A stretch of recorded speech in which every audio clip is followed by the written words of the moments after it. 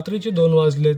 गावावरून पाहुणे येत आहेत. त्यांनाच घ्यायला आपल्याला स्टेशनला जायचं आहे. एकटा जायला कंटाळा आलेला. मग विचार केला कोणाला घेऊन जाऊ. मग आपल्याला बकरा भेटलाय. याला उठवून आम्ही निघालो खाली. खाली पोहोचताच आपली Z+ सिक्युरिटी ॲक्टिव्ह झाली. यांच्यासोबत टाइमपास करून आपल्या रिक्षाला स्टार्टर मारत आम्ही निघालो.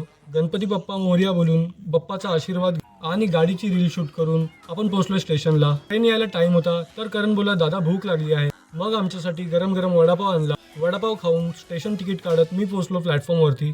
गाडी येणार होती 4 वरती पण मी पोहोचलो 6 वरती. परत 4 वरती येऊन थांबलो. तोपर्यंत ट्रेन पण आली. पाहुण्यांना स्टेशनवरून पिक करून आम्ही पोहोचलो घरी. हे आहेत पाहुणे म्हणजेच मामाची फॅमिली. मामाचा मुलगा, मामी आणि मामाची सासू. त्यांना त्यांच्या घरी सोडून आपण आपल्या घरी आलो. गाडी पार्किंगला लावून आपण आपल्या फंटारांना बाय बोलून घरी येऊन झोपलो.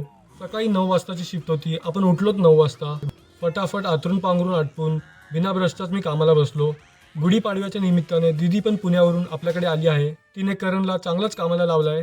घरातली कामं आटपून आम्ही चाय नाश्ता करायला बसलो. हे दोघे जसे मार्केटला गेले तसा मी आंघोळीला गेलो आणि फ्रेश होऊन डायरेक्ट कामाला बसलो. आजचा व्लॉग इथेच संपवतो. पुन्हा भेटू नवीन व्लॉगमध्ये. बाय.